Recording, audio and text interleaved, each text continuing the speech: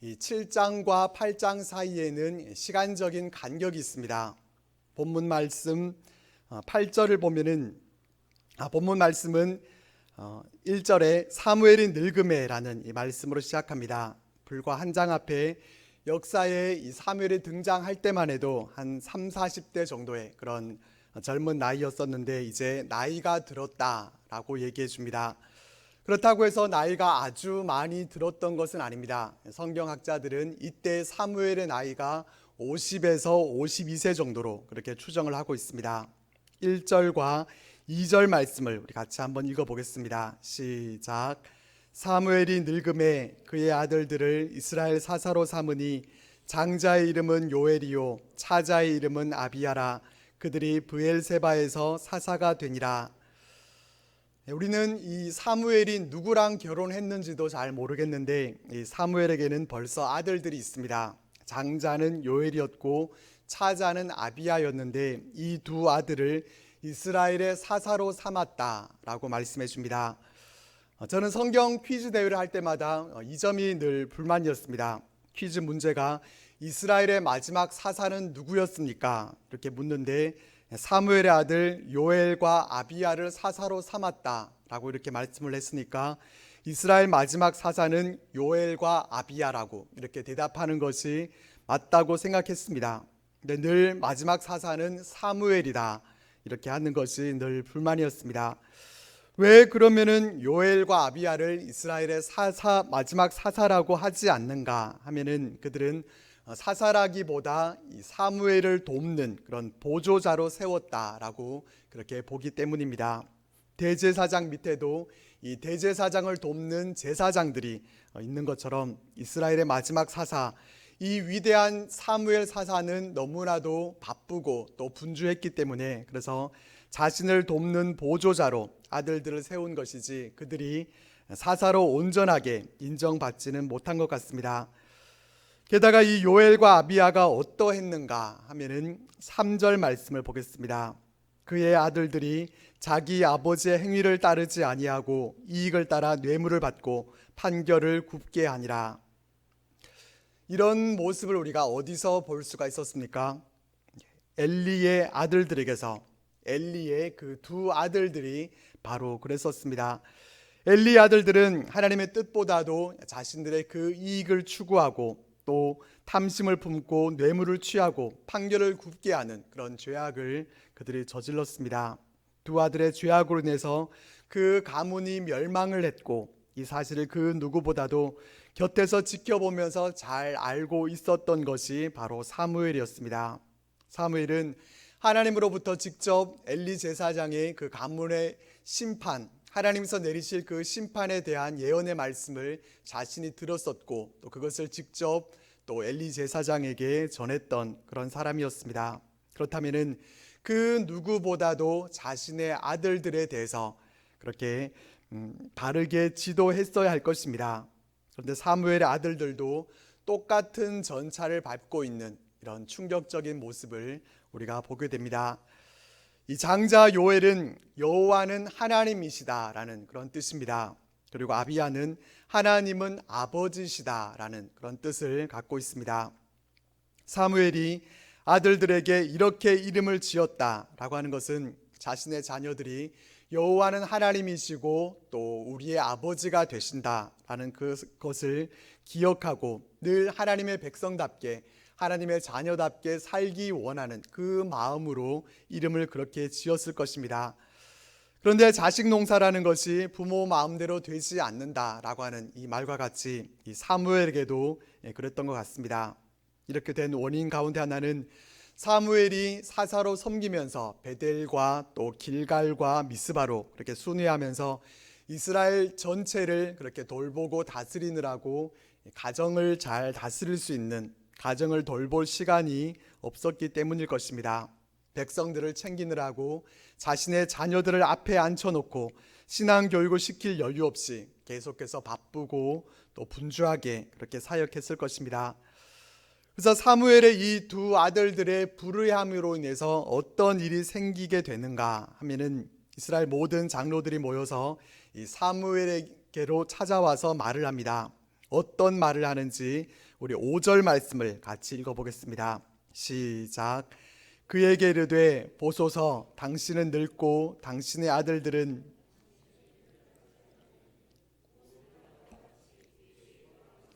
우리를 다스리게 하소서 한지라. 이스라엘의 장로들이 왕을 세워달라 이렇게 요청을 하는데, 왕을 세워달라고 하는 이유 두 가지가 무엇입니까? 하나는 사무엘이 이스라엘 전체를 다스리기에는 늙었다라는 것이고, 또 하나가 바로 사무엘의 아들들이 당신의 행위를 따르지 않고 있다는 것입니다. 이것이 왕을 세워달라고 요청하는 이 요청의 빌미가 된 것입니다. 사무엘의 두 아들들이 아버지 사무엘과 같이 그런 신실한 모습으로 그렇게 사사로 일을 했다고 하면은 이런 요청이 없었을 텐데, 두 아들들이 자신의 그 소임들을 잘 감당하지 못함으로 인해서 백성들의 기대를 저버리게 됐고, 그 결과로 이렇게 된 것입니다. 이 요청은 그냥 우리도 왕을 세웠으면 좋지 않겠는가, 그렇게 반상회에서 안건 하나 꺼내면서 동네 발전을 위해 좋은 의견 하나 꺼내놓는 것 같은 그런 것과는 다른 차원의 것입니다. 이것은 거의 반역에 가까운 일입니다. 이스라엘의 신정 정치를 뒤집어 엎는 일입니다. 당신은 이제 더 이상 우리를 다스릴 수 없을 것 같으니까 우리가 왕을 세워야 되겠다. 칼만 그들이 들고 있지 않은 것이지 군사 쿠데타를 일으킨 것과 같은 그러한 모습입니다. 사무엘의 자신이 마지막 사사가 될 거라고 어디 예상이나 할 수가 있었겠습니까? 하나님이 그들의 왕이시고 지금까지 자신은 하나님의 말씀을 전하면서 그렇게 살아왔는데, 이제 더 이상은 안 되겠다. 당신까지만 이제 사사로서 일을 끝내고 당신은 이제 그만 하야하는 것이 좋겠다. 이런 말을 들었을 때 얼마나 비통했겠습니까? 그런데 5절 말씀에 이스라엘 장로들이 왕을 세워달라고 한 그 이유가 두 가지가 들어있다라고 말씀을 드렸는데, 그러나 자세히 보면은 두 가지가 아니라 두 가지를 가장한 세 가지라는 것을 우리가 알 수가 있습니다. 중요한 한 가지 이유가 더 들어있습니다. 그 한 가지는 모든 나라와 같이라는 말씀입니다. 모든 나라들, 다른 나라들처럼 우리도 왕이 있어야 되겠다, 이것을 말하고 싶은데, 이 세 번째 이유만을 가지고는 얘기하기가 좀 쉽지가 않으니까 앞에서 얘기한 이 두 가지 이유를 빌미로 삼은 것입니다. 자신들도 다른 이방 나라들처럼 왕을 앞세우게 되면은 전쟁을 할 때 그 왕의 강력한 그 리더십을 가지고 백성들도 또 쉽게 모으고 전쟁도 아주 원활하게 그렇게 잘 할 수 있겠다라고 하는 그런 생각을 그들이 갖고 있었기 때문입니다. 그들은 자신들의 눈에 보이는 대로 그렇게 판단을 하게 됩니다. 이스라엘 주변의 나라들, 특히 가나안 땅의 블레셋과 같은 이런 나라들을 보면은 강력한 왕이 있어서 그 통치 질서 아래 아주 일사불란하게 움직여지는 그런 모습을 보면서 우리도 왕이 필요하겠다, 이렇게 생각을 한 것입니다. 그들의 눈에는 하나님의 왕되심과 또 하나님의 보호하심과 하나님께서 그들을 통치하시고 다스리신다라는 것은 전혀 그들의 눈에 보이지 않았습니다. 눈에 보이지 않으니까 없는 것처럼 그렇게 생각을 하고 눈에 보이는 것을 원했던 것입니다. 이것을 가장 잘 보여주는 것이 금송아지를 만든 사건입니다. 지도자 모세가 시내산에서 내려오지를 않으니까 눈에 보이지 않는 모세, 우리는 모르겠고 우리가 눈에 보이는 신을 만들자라고 해서 금송아지를 만들었습니다. 얼마나 어리석고 또 무지한 짓인지 모릅니다. 우리는 이렇게 우리의 눈을 조심해야 합니다. 우리 눈에 보이는 대로만 우리가 판단하고 또 그렇게 생각해서는 안 됩니다. 동시에 우리는 우리 눈에 보이지 않는다고 해서 그것이 존재하지 않는다고 생각하거나 또 무시해서는 안 됩니다. 하나님은 분명히 보이지 않는 방식으로, 비록 눈에 보이지는 않지만은 지금도 분명히 보이지 않는 방식으로 일하고 계시다라는 것을 우리는 믿음의 눈으로 바라보면서 이것을 믿고 또 신뢰하면서 살아가야 합니다.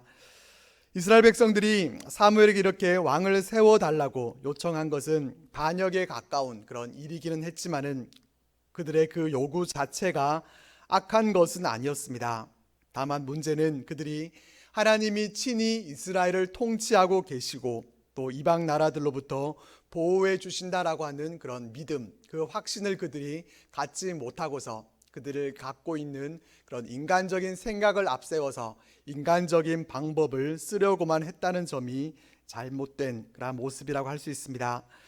하나님을 왕으로 인정하지 못하고 하나님이 왕을 세워 주실 때까지 그렇게 기다리지 못하고 자신들의 뜻대로 되기를 그렇게 구한 것입니다. 이에 대한 사무엘의 반응은 어떻게 나타나고 있습니까?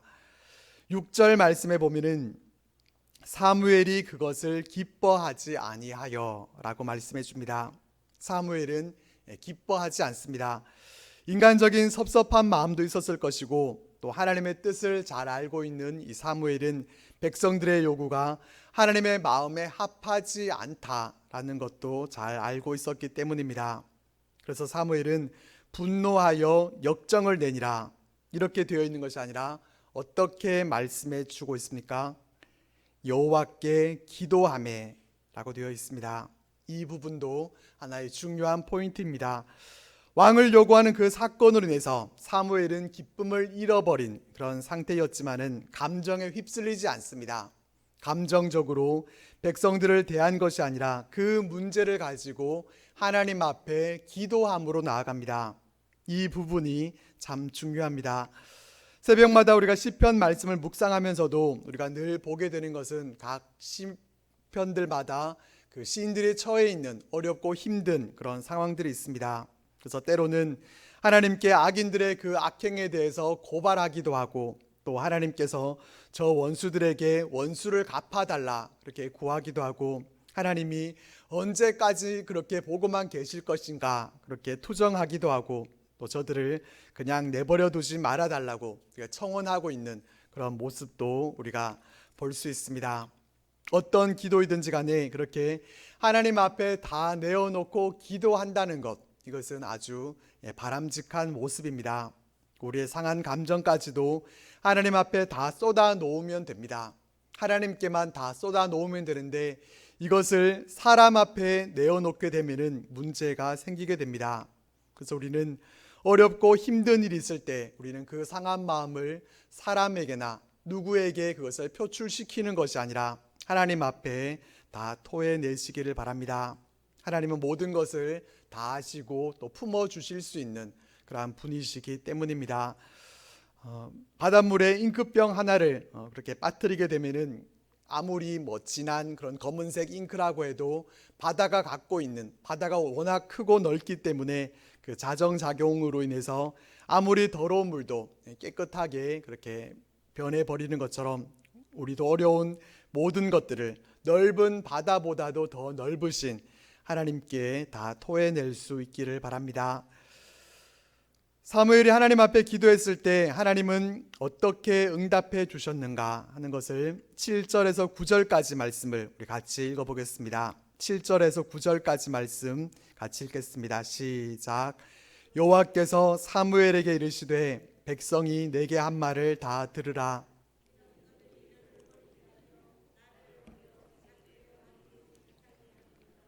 내가 그들을 애굽에서 인도하여 낸 날부터 오늘까지 그들이 모든 행사로 나를 버리고 다른 신들을 섬김같이 내게도 그리하는도다.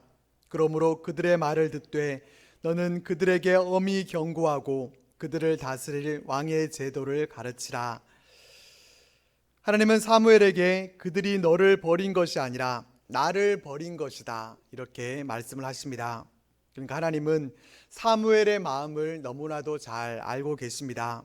사무엘은 백성들이 나를 버렸구나 이렇게 상한 마음을 가지고 하나님 앞에 기도하는데 하나님은 그 사무엘의 이 상한 마음을 어루만지십니다. 사무엘아, 마음이 많이 힘들지. 그런데 너무 속상해하지 말아라. 백성들이 네가 싫어서 그런 게 아니라 네가 잘못한 게 있어서 그런 게 아니라 나한테 불만이 있어서 그런 거야. 나를 탓하는 것이지 너를 탓하는 게 아니니까 괜찮아. 속상해하지 마. 하나님은 사무엘에게 이렇게 말씀해 주고 있는 것입니다. 백성들이 하나님을 버리고 하나님을 자신들의 왕이 되지 못하게 하고 있다는 것을 하나님은 다 알고 계십니다. 내가 그들을 애굽에서 인도하여 낸 날부터 오늘까지 그들이 모든 행사로 나를 버리고 다른 신들을 섬김같이 내게도 그리하는도다. 애굽에서 인도할 때부터 지금까지 백성들은 그렇게 하나님을 저버리고 우상들을 섬기고 그래 왔었습니다. 하나님은 이미 수없이 그런 상황들을 겪어 오셨습니다. 한번 상상해 보십시오. 출애굽 시대 때부터 출애굽한 이후로 광야를 지나서 광야 시대, 그리고 또 사사 시대를 지내오면서 백성들이 하나님을 저버리고 우상을 섬기면서 하나님을 배반했던 일들이 과연 몇 번이나 있었겠습니까? 수도 없이 많았을 것입니다. 그때마다 하나님은 그런 일들을 겪으시면서 그 마음이 어떠하셨겠습니까? 아주 그 마음이 너덜너덜해지지 않았겠습니까? 속된 표현으로 하자면은 썩어 문드러지지 않았겠습니까? 우리는 속상하면은 하나님 앞에 우리가 기도하면서 하나님께 털어놓으면 되지만은 하나님의 그 상한 마음은 누가 위로해 드릴 수가 있겠습니까? 속상함이야 처음 그런 일을 겪는 이 사무엘과 비교하면은 사무엘은 아무것도 아닙니다. 하나님이 훨씬 더 속상하고 또 아픔이 있으십니다. 그렇지만 하나님은 사무엘을 위로해 주시면서 말씀을 하십니다. 그러므로 그들의 말을 듣되 너는 그들에게 엄히 경고하고 그들을 다스릴 왕의 제도를 가르치라. 하나님은 백성들의 말을 들어주라 이렇게 말씀을 하십니다. 하나님은 이스라엘 백성들이 가나안 땅에 들어가기 전에 이미 백성들이 왕을 세워달라고 요구할 것을 아시고 이 왕의 제도에 대해서 이미 말씀을 해 주셨습니다. 신명기 17장에 나오는데 제가 읽어드리겠습니다. 내가 내 하나님 여호와께서 내게 주시는 땅에 이르러 그 땅을 차지하고 거주할 때 만일 우리도 우리 주위의 모든 민족들 같이 우리 위에 왕을 세워야겠다는 생각이 나거든 반드시 내 하나님 여호와께서 택하신 자를 내 위에 왕으로 세울 것이며 내 위에 왕을 세우려면 내 형제 중에서 한 사람을 할 것이요 내 형제 아닌 타국인을 내 위에 세우지 말 것이며. 이렇게 왕을 세우려고 하면은 이러이러한 사람을 세우고 또 왕이 피해야 할 것 세 가지가 있는데 말과 또 아내와 은금 이 세 가지를 많이 두지 말라 이렇게 하면서 만약에 너희들이 왕을 세우게 되거든 이렇게 규례를 잘 지켜 행하라 그렇게 말씀을 주셨습니다. 이후에 이런 일이 있을 것을 아시고 이렇게 말씀하셨는데 이제 이 왕의 제도를 잘 가르치고 왕을 세우게 되면은 어떤 일이 일어나게 되는지에 대해서 엄히 경고하라고 하십니다. 결국 사무엘은 왕을 요구하는 백성들에게 하나님의 말씀을 전하게 됩니다. 왕정 제도가 어떤 것인지 그 병폐에 대해서 알려주는 것입니다. 11절 말씀입니다. 이르되 너희를 다스릴 왕의 제도는 이러하니라. 그가 너희의 아들들을 데려다가 그의 병거와 말을 어거하게 하리니 그들이 그 병거 앞에서 달릴 것이며. 여기에 보면은 너희 아들들을 데려다가 라고 하면서 이렇게 곱게 번역을 했는데 이 말은 붙잡아다가 라는 그렇게 번역을 해야 더 실감나는 번역입니다. 왕이 다스리게 되면은 이제 왕이 당신네들의 아들들을 강제로 징집해다가 병거 앞에서 달리게 할 것이다. 전쟁을 위해서 아들들을 데려다 쓸 것이다. 이렇게 얘기해 줍니다. 여기에서 주의해서 볼 것은 그 병거라고 되어 있는데 이 그 병거라는 말이 단수로 쓰였다는 것입니다. 복수로 쓰였다고 하면은 나라의 국익을 위해서 그렇게 전쟁하는 것으로 볼 수가 있을 텐데 단수로 쓰였다라고 하는 것은 그저 이 왕을 위해서 왕이라고 하는 이 개인을 위해서 아들들을 징집할 것이다 라는 점입니다. 어떻게 키운 아들인데 왕을 위해서 내 아들을 내어줄 수가 있겠습니까? 이뿐만이 아닙니다. 12절과 또 13절 말씀입니다. 그가 또 너희 아들들을 1000부장과 50부장을 삼을 것이며 자기 밭을 갈게 하고 자기 추수를 하게 할 것이며 자기 무기와 병거의 장비도 만들게 할 것이며 그가 또 너희의 딸들을 데려다가 향료 만드는 자와 요리하는 자와 떡 굽는 자로 삼을 것이며. 백성들의 아들들을 군대로 끌고 가는 것은 물론이고 왕의 밭을 갈게 하고 딸들을 데려다가 왕을 위해서 향료를 만들고 음식을 만들게 될 것이다. 이렇게 경고합니다. 왕이 이와 같이 권력을 남용하게 될 것이고 백성들은 왕으로부터 그렇게 착취를 당하게 될 것이다. 이렇게 경고합니다. 그가 또 너희의 밭과 포도원과 감람원에서 제일 좋은 것을 가져다가 자기의 신하들에게 줄 것이며 그가 또 너희의 노비와 가장 아름다운 소년과 나귀들을 끌어다가 자기 일을 시킬 것이며 너희의 양떼의 10분의 1을 거두어 가리니 너희가 그의 종이 될 것이라. 그날에 너희는 너희가 택한 왕으로 말미암아 부르짖되 그날에 여호와께서 너희에게 응답하지 아니하시리라. 백성들이 포도원과 감람원에서 그렇게 땀 흘려 수고했는데 그 중에서 제일 좋은 것을 왕에게 진상을 해야 되고 또 노동력도 착취당할 것이고 재산의 10분의 1도 세금으로 갖다 바쳐야 될 것이고 온갖 고역을 겪게 될 것이다 라고 얘기합니다. 왕정 제도가 가져오게 될 그 어려움에 대해서, 이 모든 일에 대해서 사무엘은 하나님께서 명하신 대로 그렇게 백성들에게 아주 엄히 경고를 합니다. 이와 같은 왕정 체제에서 왕으로 인해서 너희들이 이제 못 살겠다 그렇게 하나님 앞에 부르짖는다고 하더라도 하나님이 응답해 주시지 않으실 것이다. 또한 이렇게 경고를 합니다. 왕이 세워지고 나면은 다시 돌이킬 수 없을 것이고 너희들의 책임을 져야 하고 하나님이 도와주시지 않을 거라고 그렇게 말씀을 전합니다.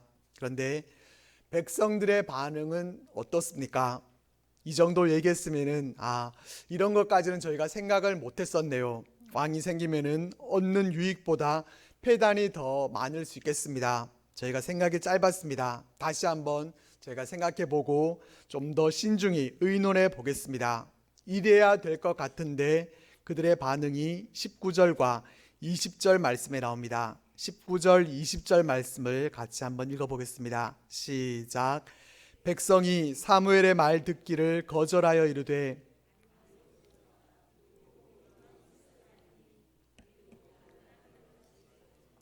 우리의 왕이 우리를 다스리며 우리 앞에 나가서 우리의 싸움을 싸워야 할 것이니이다 하는지라. 지금 백성들은 사무엘이 앞에서 말했던 그 모든 것들이 자신들의 귀에 들리지 않습니다. 자기 아들들이 잡혀가고 딸들이 붙잡혀가고 백성들이 왕의 종이 될 거라고 해도 귀에 들어가지지를 않습니다. 그들이 집중하고 있는 것은 무엇입니까? 우리도 다른 나라들 같이 되어서 우리의 왕이 우리를 다스려야 되겠고 우리 앞에 나가서 우리의 싸움을 싸워야겠다. 이것에만 관심이 있습니다. 온통 우리라는 이 단어밖에 나오지 않습니다. 백성들은 지금 다른 나라들의 침략에 대해서 아주 한이 맺혀져 있는 것 같습니다. 그래서 오직 전쟁을 생각한다면 우리 아들, 딸들을 우리가 희생시키더라도 그래야만 되겠다는 것입니다. 이스라엘 백성들은 지금 몰라도 아주 한참을 모르고 있습니다. 그들이 다른 나라들로부터 침략을 당하고 왕이 있어야 되겠다고 생각하게 된 것이 다 누구 때문입니까? 그들이 하나님을 떠나서 우상을 섬기면서 살았기 때문입니다. 그들이 잘못해서 그랬던 거였고 오직 하나님만을 그들의 왕으로 모시고 살아가기만 하면은 인간 왕이 필요할 이유가 없습니다. 하나님께서 그들의 최고의 국방력이 되어 주실 것이고 하나님의 보호하심 가운데서 아들, 딸들이 왕에게 착취당하지 않고서도 얼마든지 잘 살아갈 수 있는 그러한 길이 분명히 있었습니다. 그런데 그들의 눈이 가려워지니까 이러한 것들은 바라보지 못하고 오직 다른 나라들과 비교하고 오직 우리가 다른 나라와의 전쟁에서 지지 않고 잘 살아야 되겠다, 그 생각만 하고 있었던 것입니다. 마지막 21절, 22절 말씀입니다. 사무엘이 백성의 말을 다 듣고 여호와께 아뢰매 여호와께서 사무엘에게 이르시되 그들의 말을 들어 왕을 세우라 하시니 사무엘이 이스라엘 사람들에게 이르되 너희는 각기 성읍으로 돌아가라 하니라. 결국 하나님은 왕을 세우라고 그렇게 허용을 하십니다. 그러나 이걸 보면서 하나님이 왕을 세우라고 하셨구나, 왕을 세우는 것이 하나님의 뜻이었구나, 이렇게 생각해서는 안 됩니다. 하나님이 왕을 세우라고 하신 것은 하나님의 뜻이 아니라 백성들의 뜻이 워낙에 그러니까 마지못해서 허락을 하신 것입니다.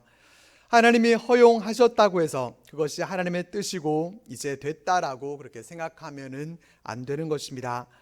아이들이 안 된다고 하는데도 자꾸만 고집을 부리게 될 때 부모들이 어떻게 합니까?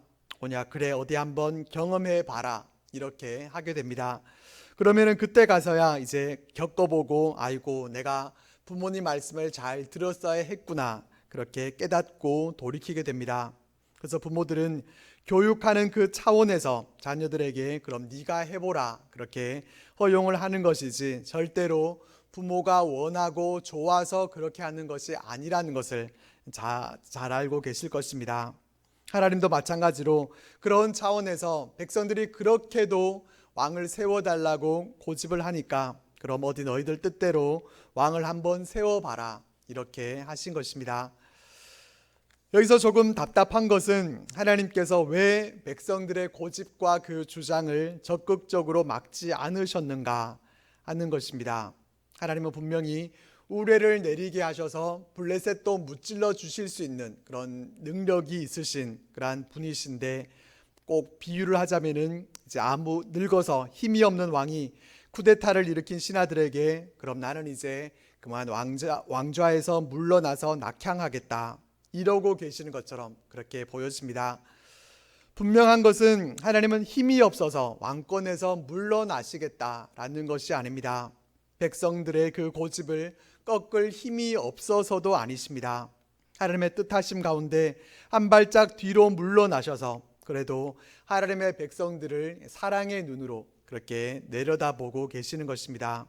아무리 고집불통에 말을 안 듣는 그런 아이가 있다고 해도 그래도 내 새끼이고 사랑하는 자녀이기 때문에 부모는 어떻게 될지 다 뻔히 알면서도 그냥 자녀들에게 양보해주고 그래도 사랑으로 자녀들을 돌봐줍니다. 하나님도 지금 그래서 그런 것입니다. 사무엘상 8장의 모습은 이렇게 안타까운 자녀들의 모습과 또 아버지 하나님의 모습이 대조적으로 우리들에게 보여집니다. 백성들의 모습이 안타까운 것은 블레셋으로부터 그들이 그렇게 압제를 받았었고 하나님의 도우심을 그들이 경험하면서 도움의 돌이라는 그 에베네셀을 그들이 세워서 하나님께서 우리를 여기까지 도우셨다, 그 은혜를 잊지 않고 기억하려고 그렇게 했으면서도 이미 그 은혜들을 다 잊어버린 것 같은 그런 모습을 우리들에게 보여줍니다. 그 하나님만 의지하고 하나님을 왕으로 모시고 살아가면 되는데 엉뚱한 곳에 그들의 마음을 쏟고 있는 그런 모습을 보게 됩니다. 그럼에도 불구하고 하나님은 철부지 어린 자녀를 그윽한 눈으로 바라보시는 그런 아버지 같습니다. 우리는 안타까운 백성들의 모습이 아니라 끝까지 하나님을 우리의 왕으로 잘 모시고 살아갈 수 있기를 바랍니다. 하나님보다 우리를 더 잘 아시고 우리를 더 잘 다스리실 수 있는 분은 없으십니다. 하나님이 공의와 사랑으로 우리를 통치하신다는 것 얼마나 감사한 일인지 모릅니다. 하나님은 우리의 아들들을 강제 징집하지도 않으십니다. 우리 딸들에게 강제로 노역을 시키지도 않으십니다. 하나님은 그저 나의 사랑 안에 거하라, 그렇게 말씀을 하십니다. 진리가 우리를 자유케 하리라 말씀해 주십니다. 두려워하지 말고 담대하라, 그렇게 말씀하십니다. 나의 사랑, 나의 어여쁜 자야, 일어나서 우리 함께 가자라고 하나님은 말씀하십니다. 우리의 왕이신 하나님만 우리가 일평생 모시고 하나님의 그 다스리심 가운데서 늘 감사와 기쁨이 넘치는 복된 우리 모두의 삶이 되시기를 바랍니다.